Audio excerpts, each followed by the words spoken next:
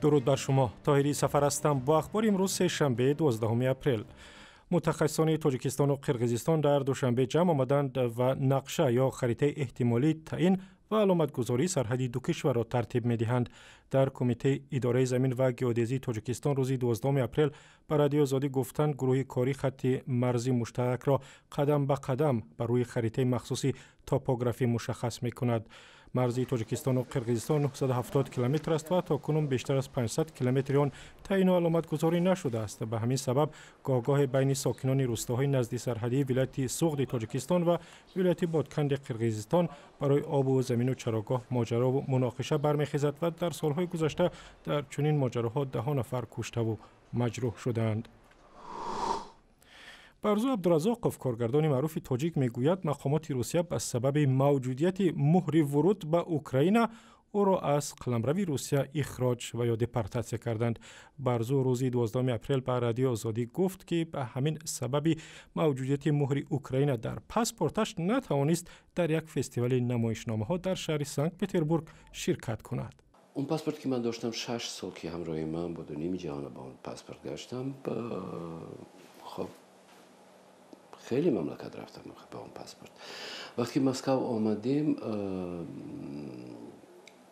سرحدمانای روسیه دیدن که اونجا اوکراین است.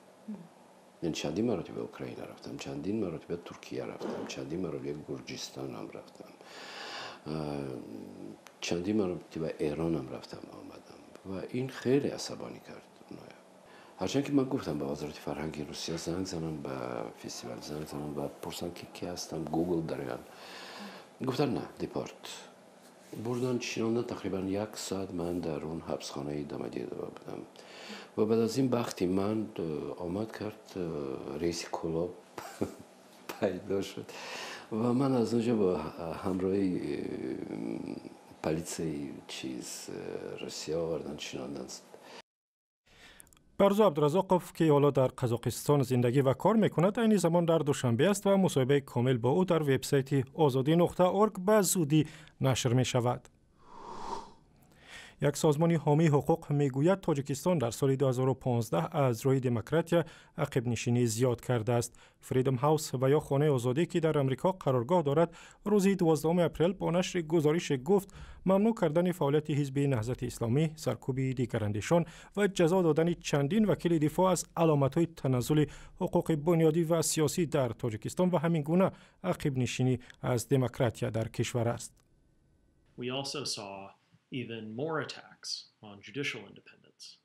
دادگاه‌ها نه تنها سیاستمداران مخالف، حتی وکیلان مدافع آنها و وکیلان مدافع را هم محاکمه کردند.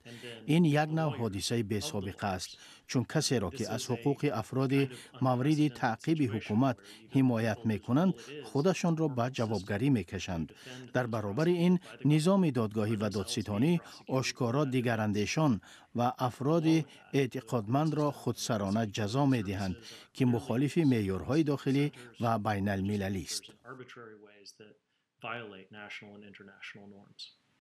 با گفته نیت شنکن حکومت تاجیکستان باید دیگراندیشی و پلورالیسم سیاسی را تحمل کند، در عکس حال کشور به فساد و رشوه‌خواری زیاد فرو می رود.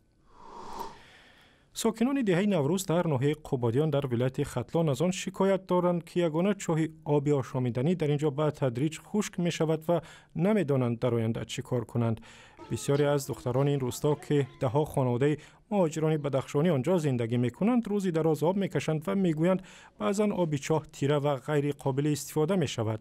مقامات ناحیه قبادیان از شرح وضع موجود در این روستا خودداری کردند، ولی به گفته سازمان ملل در تاجیکستان بیشتر از نصف اهالی یا میلیون ها نفر از آب پاک آشامیدنی محرومند و از منابع باز و آلوده آب می خورند. گزارش کامل در این باره در وبسایت آزادی.org.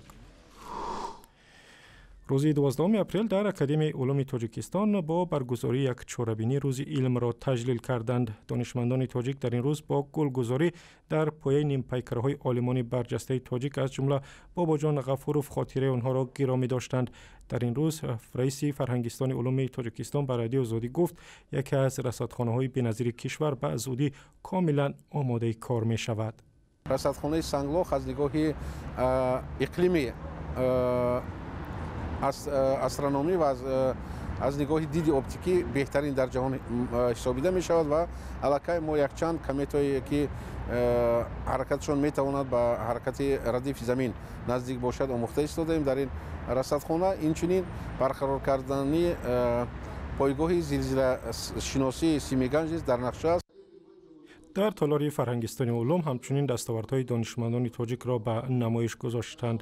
баъди рукуди тӯлонӣ ва парҳези ҷавонони тоҷик аз таҳқиқу илм ба гуфтаи мақомоти расмӣ дар Тоҷикистон дигар бора майли ҷавонон ба илму таҳқиқ бештар шудааст.